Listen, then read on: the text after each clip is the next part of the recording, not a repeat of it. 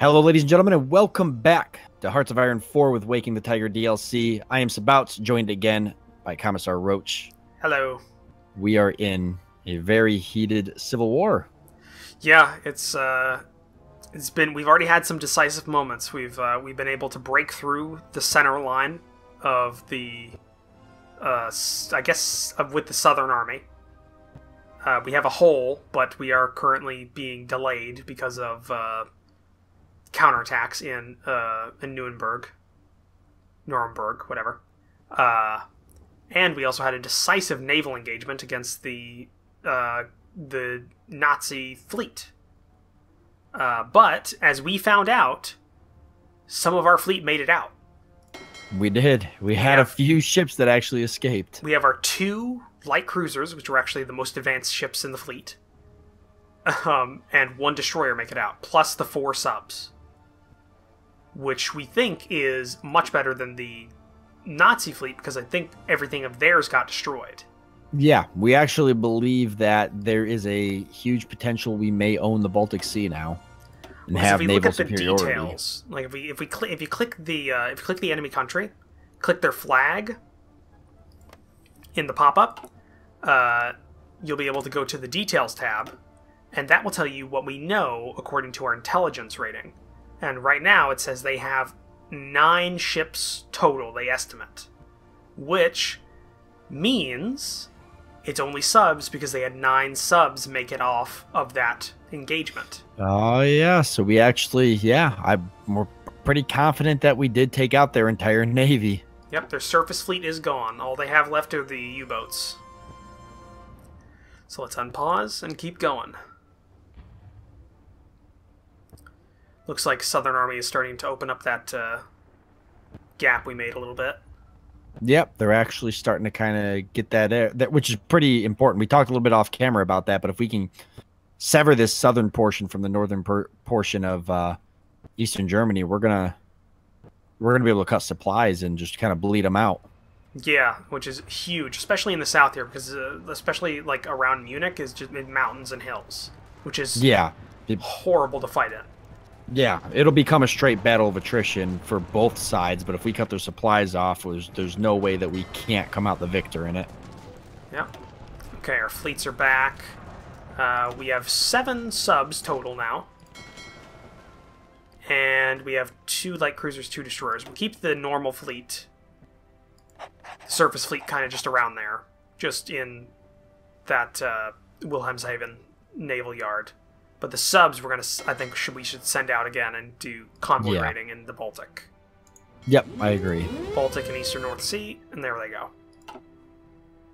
The 4 ships left of our surface fleet will just hold there.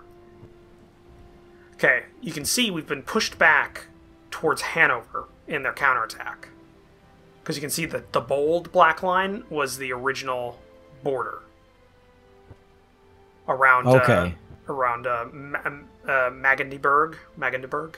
Yep, so they are pushing a little bit. A little bit, but they've left a hole open, so I'm going to exploit that with a couple of spare troops we have just to the north.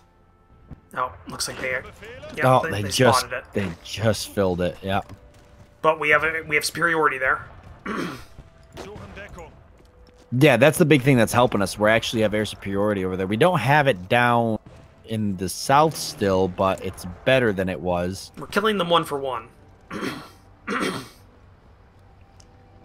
And our bombers are still enacting damage on enemy units as well. So they're still getting through. They're not able to close us out completely from the skies, which is good. I'd say even if we lost a little bit in the north, they're losing a lot more in the south. Well, I can already see them starting to divert troops to the south. They're starting to pull units off from the northern line to the southern line. Which is good, because now we can take advantage of that if they start creating pockets. Yeah, I'm just hoping. I've got a couple of units that I spotted. There's an opening in their line. I'm trying to push through and keeping them from plugging gaps. I want to get through this line. What isn't helping is that we are on a deficit of rifles. And everything else. Ah. Actually, artillery is probably the best thing we have right now, and because we're only missing 9 artillery pieces. Oh yeah, everything else. The rifle deficit's really bad. Yeah, that means there's 11. There's 11,000 soldiers out there with no guns. They're just brave souls. Just pick up the rifle of the man next to you. Brave souls going to town. What was that? Oh, we lost. Nuremberg's probably gonna fall. The unit in there got pushed back.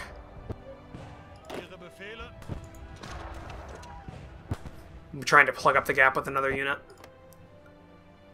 I'm taking a bit of micro, so if I'm not, so you can do the same if you spot anything. I trust you. Yep. I'm watching. I'm watching closely. I'm watching you move units too, which is helping. Yeah, they're pushing up north a little bit now. Yeah, I got a counterattack. Get somebody in Hamburg.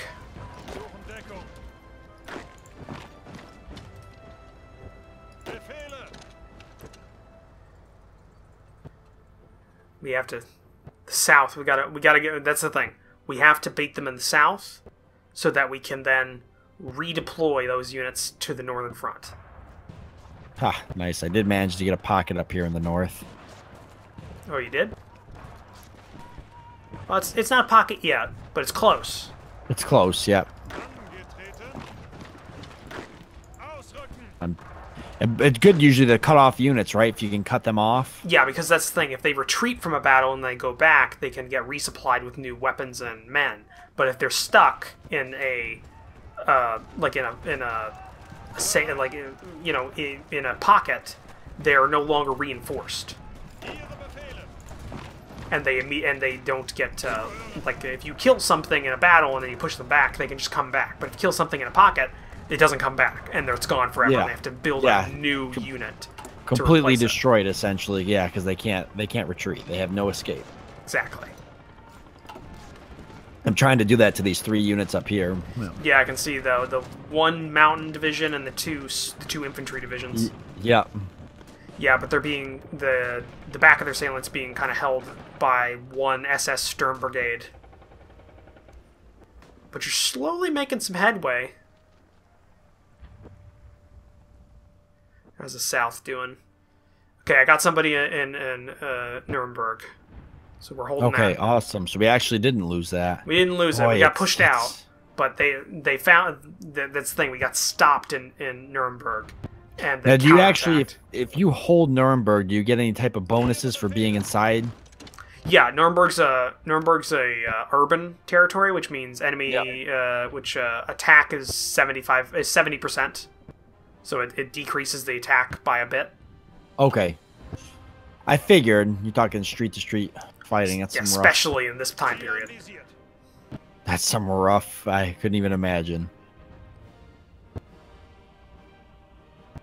Okay. Yeah, they shifted a lot of troops down south. So that should probably open up a little bit something for the north here. Yep, they moved the bulk of the army down there. I think that they were, well, Italy actually won against Ethiopia. Who would have guessed? Yeah, July 9th, 1936. Wow. Never gonna let you live that down. You know well, that, right? way to be historical, Italy. What a bunch of losers. That's something we're also gonna have to deal with at some point. Italy, yeah, Fascist. I know. They're not gonna. The great betrayers of the Great War. They're not gonna like us after this. I don't think that's the thing though. Is Hitler never really liked Mussolini, anyways. He didn't. No, it was mainly just. It was convenience. It was, exactly. You know, an alliance of convenience. You know, Hitler just it was a convenience thing. I mean, he wasn't gonna not ally with Italy. He was already fighting the whole world. Had to find some sort of middle ground with somebody. It just happened to be a guy who really likes crackers. That's crackers and milk. Yeah. Did you look that up, by the way? Because I mean, I did. Yeah, I thought that was the most. I read it. I was reading about it. I just think it's the most bizarre. It seems like it's not even real, but it is. Here we are. Yep. If you don't know what we're talking about, essentially, it's well known that Mussolini, when he was in power, essentially he went on a certain diet, if you want to call it that. It definitely wasn't beneficial. But he essentially, all he ate was crackers and milk. And that's true. He only ate crackers and milk. I just don't understand. I mean, there's so many different ways to go on a diet. All right, we got construction. That's good. Boy, what are we thinking now, though? Excavation. Ah, yeah. It'll resource help. gain efficiency. Yeah, it'll give us more resources in our own territory. You got it. Nice. Yeah, I may be a bit quick on those, but it's just because, you know, sometimes it's pretty easy to just spot what you know, we're going to do. Yeah, exactly. We actually got believe it or not, we have a surplus in artillery.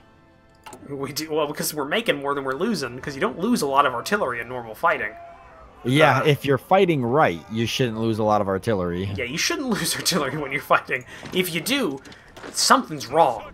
Something's very wrong. You're doing it. Put the artillery in the front. Now, see, that's a joke, but actually in World War I, that was a strategy. When tanks became common, the Germans would actually deploy some of their smaller artillery pieces, like their mid-range or short-range artillery, to the front and use them as anti-tank guns. Oh, anti-tank guns, yeah, right up in the front there. I mean, what else? You didn't really have any type of, I mean, you had anti-tank guns, rifles, but they... Yeah. But even those were rare. So, like, you know, like a quick-firing 3-inch gun or something like that is is basically an anti-tank gun. The only difference is it's not sighted for that firing, so you have to have like an experienced. Yeah, conveniently during World War I mean, most guns were at least anti-infantry inside the tank guns, because tanks weren't built very. They weren't built like tanks back then. Yeah, it was very. It was like we consider them shooting through paper with most weapons. Yeah, they weren't like nowadays where it's like 1 foot thick tungsten steel. Have you heard? Like, have you seen the new Russian tank they unveiled? I don't. Nope, I haven't. I have seen the new Germany introduced a new type of tank. I guess it might have been last year actually, but I haven't seen the Russian one. No. Unmanned turret. Oh, really? That's interesting. Completely automated turret. Everybody's inside of the crew compartment in the chassis. Very cool. The U.S. is doing a lot of stuff like that now. Anything to get rid of the Abrams, I would be happy with. It's been around for a while, hasn't it? Well, it's been around for a while. It's also objectively a shit tank. Yeah. Compare it with a Leopard. Compare it with a Leopard 2. Like, just like if you talk to a maintenance crew that work on an Abrams, they hate it because it's like, hey, we got to replace the engine part. Well, okay, let's knock off 8 hours and we're going to disassemble the engine. Yeah. Just rip the whole tank apart. Change one piece. Because I mean, that's the thing. It's like a Leopard. It's super simple to replace things because you could just take the engine out totally, like as a single piece, which is amazing. That's a big difference when you pivot everything out to the lowest bidder. We can do it for so much cheaper. We're gonna use paper clips and chewing gum to put it together, but it's gonna be so cheap for you. Yeah, let's do that. Makes sense. But it's a fun fact. Well, I guess it's not really that fun, but it's a fact. I don't know. I found it fun. The United States has never stopped producing main battle tanks, or essentially like combat tanks, since the end of World War II. Not a single day has gone by where a tank has not rolled off the assembly line. That's a lot of tanks. Yeah. I forget. Actually, at one point, I did know the number of tanks that were in active duty use, but I can't remember now. But it was just some ridiculously stupid number of tanks. Like, it was insane. Well, because they consider the ones that are in the middle of a desert that are just waiting to be sold or to use in active duty because they're being maintained. Exactly. Yeah. It's just some ridiculous amount of tanks. Because nobody wants to buy them. Yeah. Because they can just buy a Leopard for half the price and get 2 of them for the same. Yeah, and they're better in yeah. terms of maintenance and and also engines, like a fuel economy. efficiency. We have a new focus to pick up. We could. Plus, yeah, did you get the leadership purges in the Soviet Union? Yeah, I got that. I clicked off of it because I've seen that pop up like every. Yeah. It's just basically talking about. Yeah, he purged a lot of people from the military. Yeah, basically just talking about Stalin being a fantastic leader is all I saw there. It'll work well for the Winter War. So which one do we? What focus tree do we want? Or what new? Boy, focus do we want? So we did the Army Innovations. I guess we could go. Let's see, what else do we got over here? We have a naval rearmament. Yeah, that's not a bad. Air innovations as well. I'm leaning towards air innovations or probably not naval because we're pretty confident that we destroyed their fleet, right? So we're probably not gonna. Yeah, fairly competent. Probably should work on air innovations. We're not having too much luck in the south with air anyways, so... Okay. Pick that one up then. Alright, and... We do still have Nuremberg, though, and we are pushing towards Munich now. We're not too...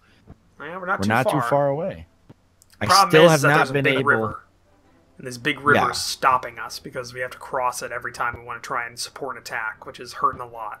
There's also this these 3 SS divisions in this mountain in the south that is just like holding the flank for this entire God, line. I know. I've been watching that. Like that's the one part of the line that has not budged yet. Yeah.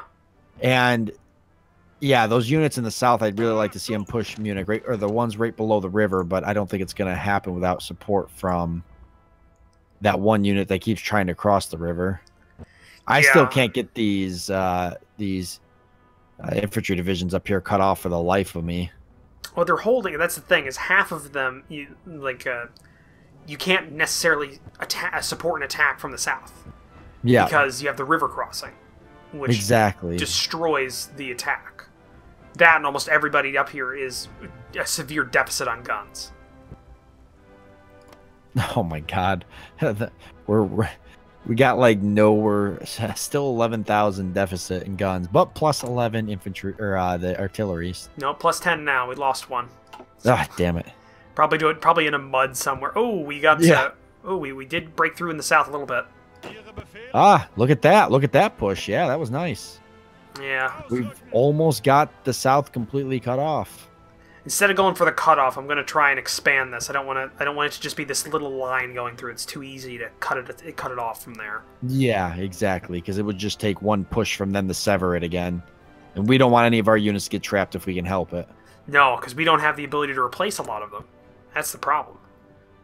We do have 3 divisions in training right now that we could deploy if we need to. Like, they won't be trained, they'll be green. But they're what's left of that original order we put in. I'd be curious to see what their what the Nazi Germany's like manpower and everything looks like in terms of. We can tell that by the details page. Can we actually see that? It gives us a range because we don't have really good. Where is? Let me see. Where is the details page exactly? Click one of their territories. Click their flag, which is the one with the iron, the battle flag, and then go to the details tab. So it'll start on the diplomacy tab, but then you go to details. Got it. And it's the bottom right-hand corner stat that has the men. So they have 47.6 thousand to 65.2 thousand. Oh, so we've got way more manpower. Yeah, we have way more because they have the more industrial base, but we have the more popular. We have the more populated area. They have the more industrial areas. Okay. But we're not going to bleed out that manpower for a while. No, because actually we can check the war that we're in right now, which is right underneath the red phone. And we've taken 53,000 casualties. They've taken 78,000 casualties. Oh, well, they have lost a lot. I mean, we can definitely be taking casualties. They really can't afford it as much. Yeah.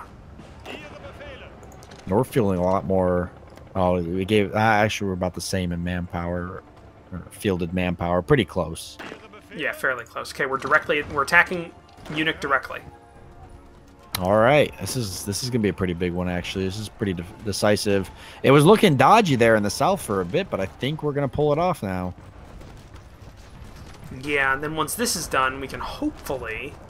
And now we're across the river. Yeah, and then once this is done, we can hopefully retarget the attack to the north. Try and sweep up along the Czech border. Yeah. To Leipzig. Yeah, that's a good idea. And we haven't really lost a whole lot of territory in the north, just a little bit. Yeah, just a little bit. It's just one like line of a couple of provinces, and they weren't that important. Yeah, they've definitely taken much more of a beating in the south. Yeah.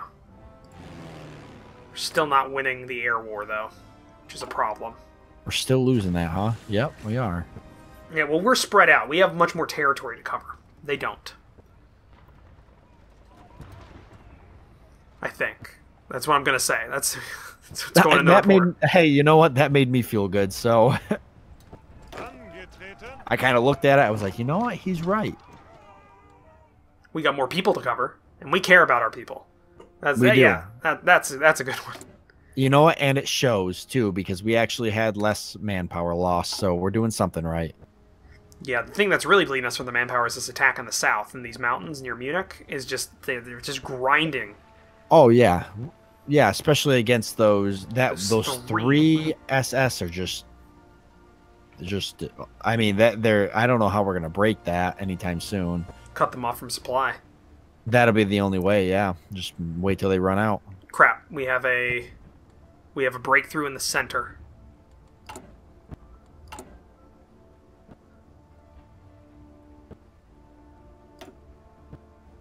Alright, I'm going to deploy those 3 units that are in the training as green units.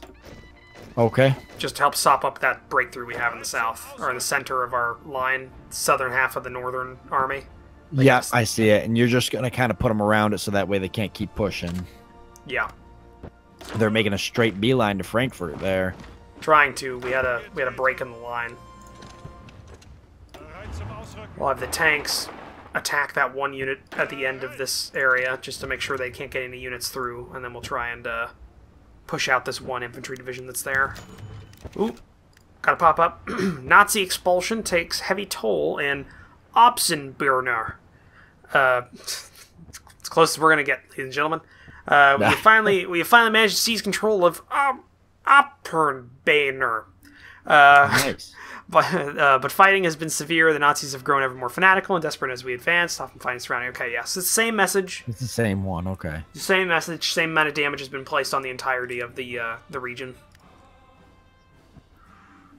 That's because we took Munich. Yeah, essentially, once we take the majority of the provinces in an area, we control that area. Then we're actually about to cut off that south there. It's very close. Yeah, that's why I'm attacking straight south from Munich. They've got a very low strength unit there.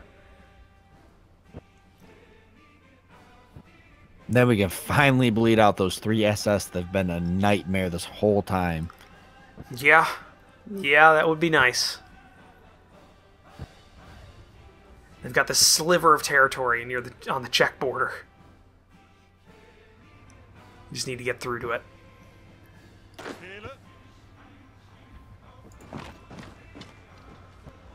I also like to push them out from Nuremberg. Get at least a 1-province buffer around it. Yeah, exactly. I don't like them attacking it directly. They're really trying to push still. They've got a Panzer division and 3 SS and 2 infantry divisions all pushing at once. Yeah, but they're attacking into... Yeah, it's 5... Yeah, it's 5 infantry divisions and a Panzer division. That is a lot. But they're attacking into a city, which is really blunting their attack. Yeah. Which is a good thing that we have the city. I wouldn't want to be the one trying to do that attack. Okay, we've taken... Well, we've pushed out from Munich, so now we're just attacking into this territory here. So now those ones that are cut off down there, they're going to start... I mean, they're not going to be able to resupply, correct? Correct. They'll start attritioning out. Yeah, they're trying to move into Munich right now. Yeah, I've got a. Yep, motorized. Yep, I see him. So there we go. That's a good use of motorized because they're so quick. Yeah, he moved right in and secured that as soon as he was moving. I saw him going. I was getting ready to move troops. Those SS trying to move out as well now, but they don't really know. They don't got anywhere to really go. Yep. Ooh, concentrated industry. Nice. Okay, so next thing we should probably do is in engineering, there's a mechanical computing tech, which gives another further +3 to our research time, or -3. You know what I mean? The mechanical computer. Yep, I got it there. Yep. Okay. Yep. Perfect. So that's a good one to take, and our artillery's almost done as well.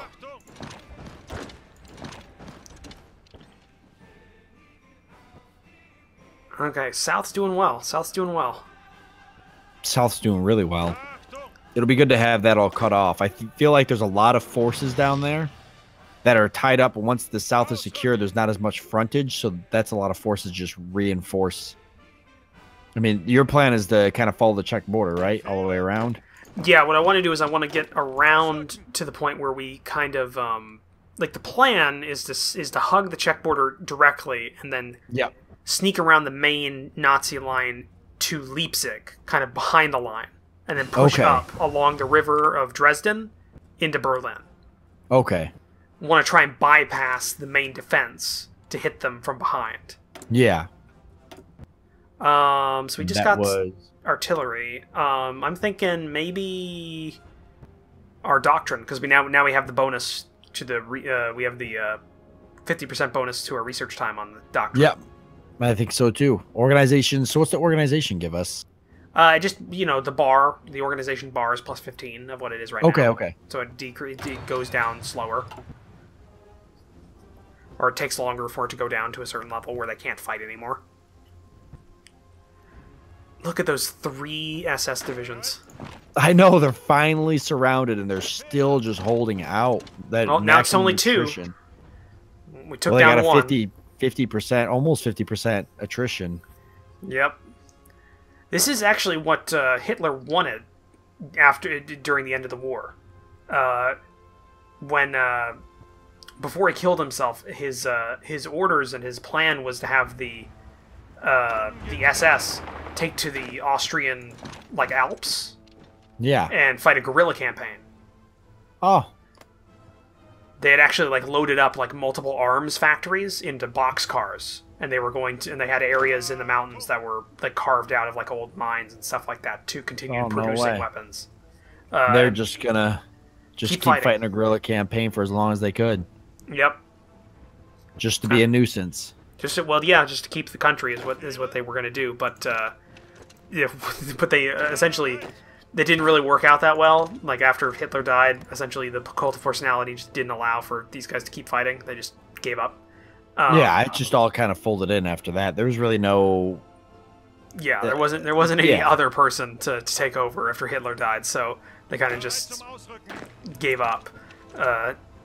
But the funny thing is that a lot of these factories were still in the boxcars, so there was a good amount of prototype last ditch weaponry was found in these cars unassembled, and they were assembled after the war. So a lot of these delayed blowback machine pistols and stripped down versions of a Sturmgewehr and things like that, they were unassembled and they were made by the Allies after the war to kind of test them and see how good they were, and get info on them.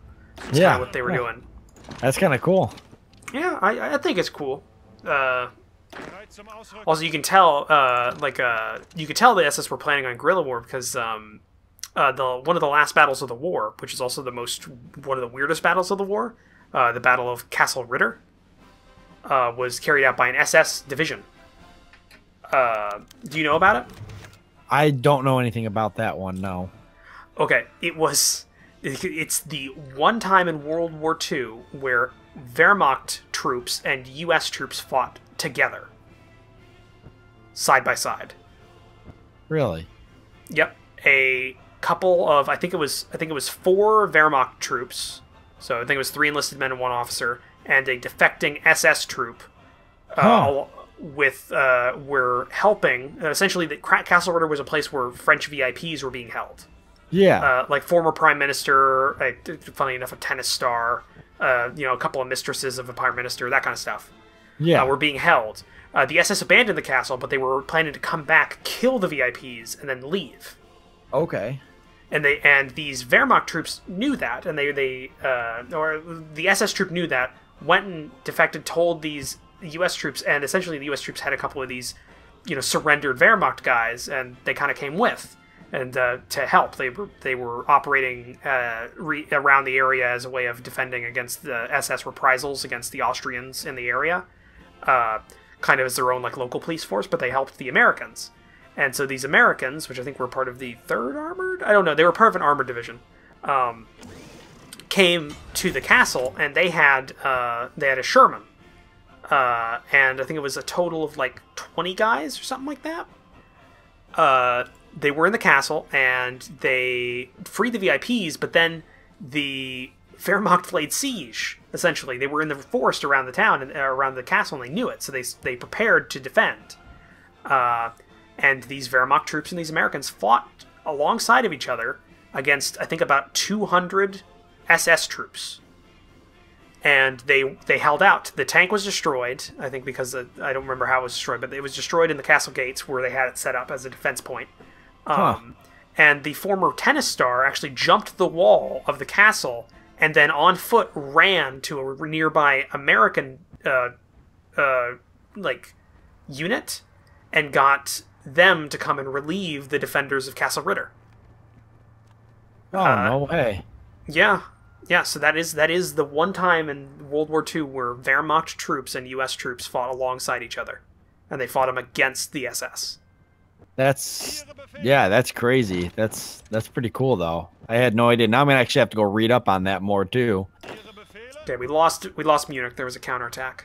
Yeah, I'm actually pushing units back there. Yeah, it's an interesting little thing. I'm actually so surprised that there hasn't been a Hollywood movie made out of it. Doesn't it sound like something? It sounds like something that should be. This should be a movie. Yeah, right. Because it's so out of the whole entire war. It's so bizarre and unique. Yeah, because nobody knows that. Nobody's been taught that. Yeah. It's so cool to sometimes read up on a lot of that stuff because there's so many battles and so many unique things that happen that you can't really cover. They can't really spend enough time covering or teaching in schools and everything. Well, it's such a small part of the overall thing that you need to know. So people kind of just teachers glance over it because you can't cover. Of course, you just can't cover it all. It's just there's so much. There was so much going on. You just couldn't possibly cover it all unless you take a dedicated class. Once you get into university and everything, take a dedicated... Yeah, like a Civil War course or something like that, where you learn all the things about that. But even then, I don't think a lot of them cover a lot of that stuff. Because it's such a... there should be a dedicated class just covering battles throughout history that are really unique in some fashion. Yeah, that would be interesting. That would be an interesting little class to have. I'd take that class. That'd be pretty cool. Yeah. Just unique history tidbits, Yeah, that's actually kind of the things I love about just learning is all the interesting little bits that you never get taught. So when I found out about the Battle of Castle Ritter, it was amazing. And actually, I found out about it, and I, as a history kind of buff, I feel bad that this is how I had to find out about it, but I learned about it because of a Sabaton song. Oh. Because they have a song in their recent... so we actually have the Spanish Civil War just happened. Oh, nice. But they have a song in their latest album called The Last Battle. And it's about the Battle of Castle Ritter. Oh, so then you looked it up. That's how you actually read it. That's how I was like, oh, this seems kind of weird. What? And I looked it up. And yeah, it's got a Wikipedia article, everything. And apparently, it's not a Hollywood movie, but there is a movie being made though there hasn't been any updates on it for like a year. But it's supposedly being released sometime in 2018 about this battle. Oh, cool. So I would love to see that. Ooh, I actually managed to. My plan worked to cut off that SS and infantry division up in the northern part. Nice. So yeah, so only two, but so one of them got out, but that's still good. That's still two divisions gone. Once you reduce them down, that's all those divisions from that area can be redeployed to the main line. Yes, exactly. And you've reduced them by 2 divisions, which is good. So that worked out great. They did make that push in the south there, which was it was all right. It was a noble. Yeah, it was noble, but we've been able to use that because they redeployed troops to the south to retake Munich to cut off the entire area. But we have a pop-up now. Australia severs ties with Britain. In a hotly contested vote, a small majority of Australian Parliament decided the country should leave the British Empire. The last few remnants of British legal rule have been declared null and void.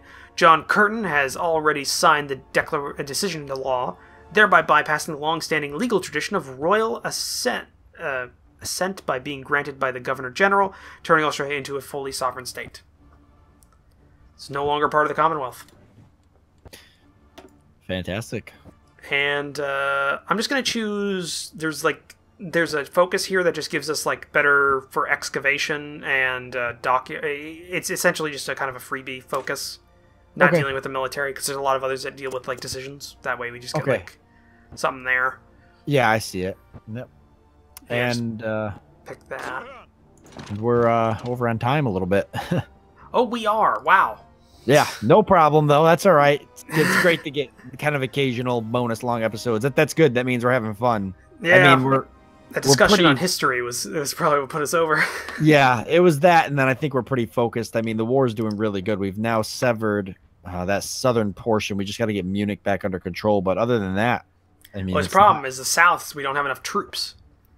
Like we're spread thin. We might have to divert some troops from the current push on the Czech border to the southern front. Because we have 15 in the top, 7 in the bottom. So we might want to reverse that. We're gonna free up some of these troops up here once we get these 2 divisions taken out, so that'll be nice. There's a good group of troops around that. Might want to think about making like an assault plan or an offensive plan for North Army. Maybe maybe along. You see that river that's to the west of Berlin? Yes. Like maybe the northern stretch of that river, like around Magdeburg. Yep. Like an assault just there to the riverbank. Because then you can hold the defensive line at the riverbank. Exactly. It's going to make it very tough for them to cross and get to us.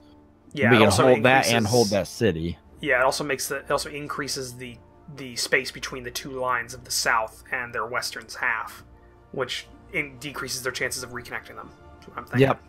I agree. That'd be a good idea. And then we'll probably set all that up as soon as we get these 2 divisions taken care of and we get those troops resituated on the line there. Yep, sounds good. Perfect. Well, I want to thank you guys for joining us. We do hope that you guys all enjoyed it, and we look forward to seeing you in the next one. Bye.